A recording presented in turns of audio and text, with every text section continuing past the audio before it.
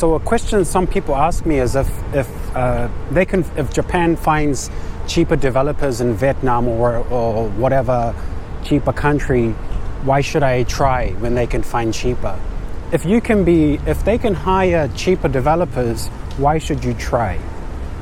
I think that's the question.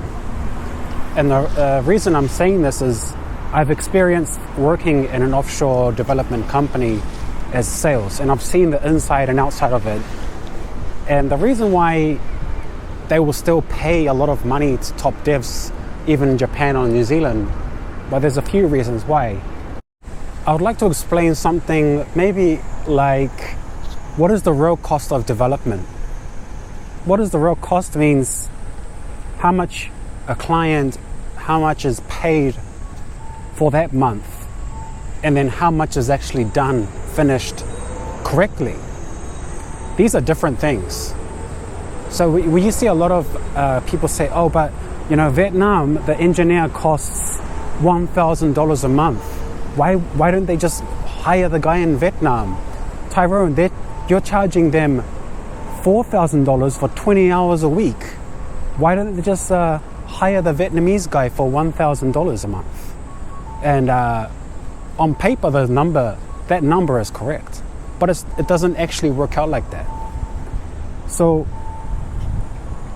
if you think about it, that developer would cost $1,000 to make to be full-time in 1 month. But you're missing out the part here is, does he speak Japanese? No. Does he speak English? No. So how the hell are you going to talk to each other?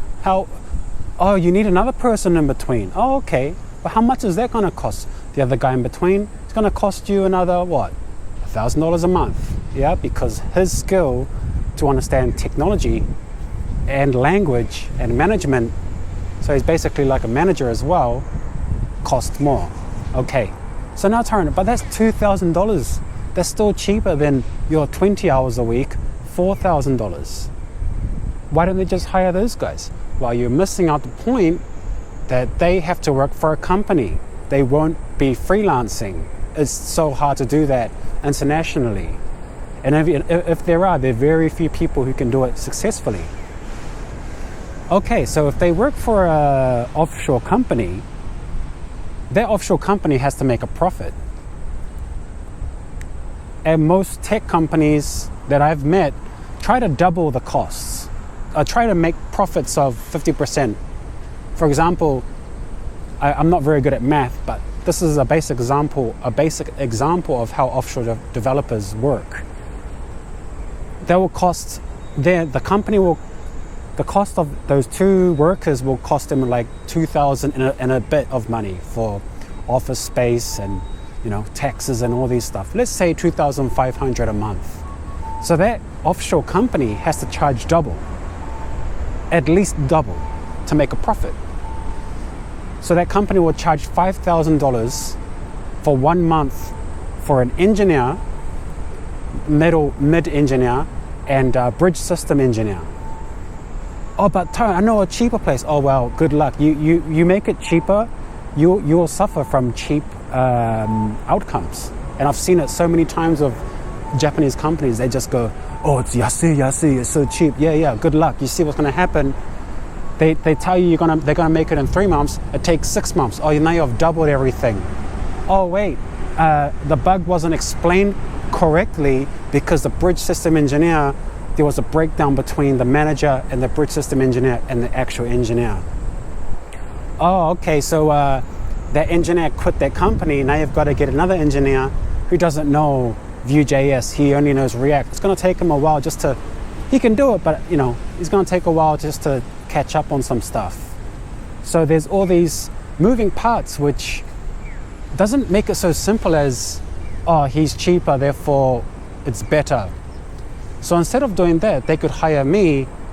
I can speak English and I speak Japanese fine. I can be here in person. I'm always online. They talk to me only, and I charge that much, and everything's done in time. And also their client, the end client, can see who's actually making it and talk to the person. These small moving parts are so important in projects, I think. and it's overlooked by people just thinking this is cheap, so it's the best. Like a cheap sandal will break, a cheap shoe will break, but a good quality shoe will last longer. So that's one part which I hope I can explain based on my honest experience of offshore developers. Another big reason is if you have a startup and then half of your developers are offshore, another company controls that worker.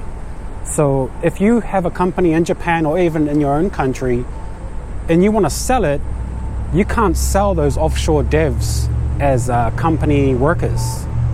It's just a contract.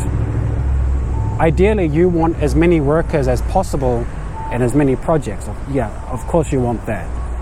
So a small company, even or large, small, wants workers within the country because there's also benefits. There's benefits to having workers in your country, taxes and tax write-offs, all these things like that. And not only that, is you have a company culture, and company culture is this kind of buzz thing you see on LinkedIn, people doing all these funny, fancy stuff. I don't care about company culture, but a company needs it. And if half your developers are overseas, the culture is, it's not really there as much as it could be with guys inside. So company culture.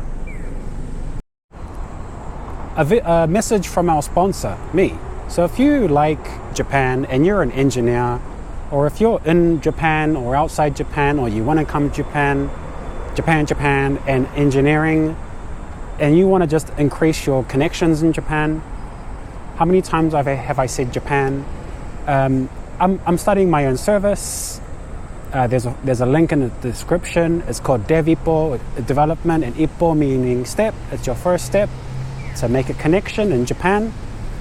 And there's a link there with a form. If you fill it out, it would help me a lot to connect you with foreign developers with Japan.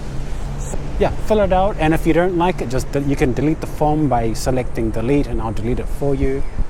Basically, to simplify it, every Monday these forms are sent to companies. The companies can request a friend request on LinkedIn, and then from there it's all up to you. You can maybe freelance with them, maybe you're a student, maybe you're already working in Japan and you want to just make some connections for possible freelancing. So give it a try and help me out, and I'll help you out.